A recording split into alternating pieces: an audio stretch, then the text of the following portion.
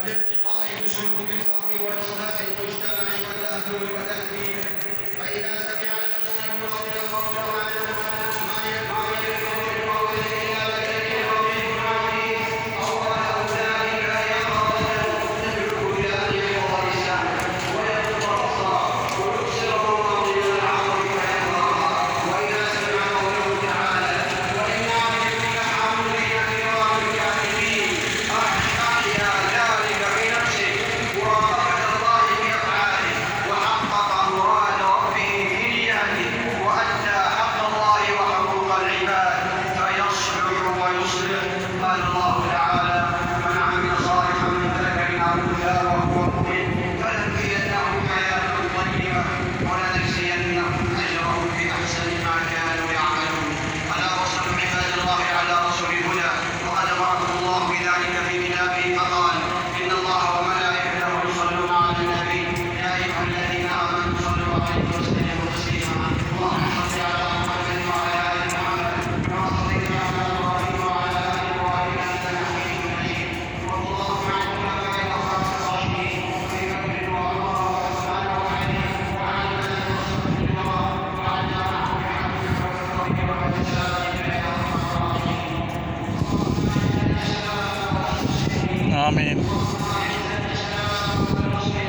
آمين آمين آمين آمين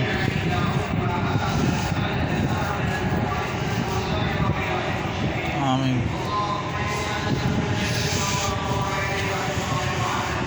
آمين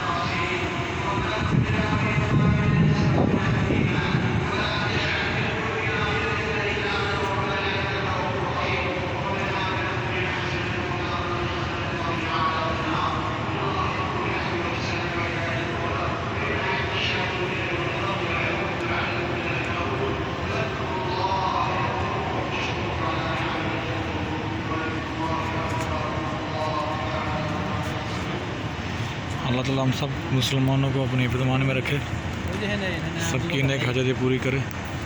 मस्जिद नबी में आज फुल है माशाल्लाह।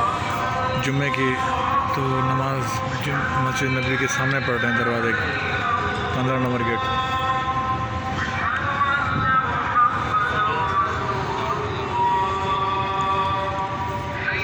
ये हमारे खुर्शीद साहब हैं और हमारे बहुत अच्छे दोस्त भी हैं।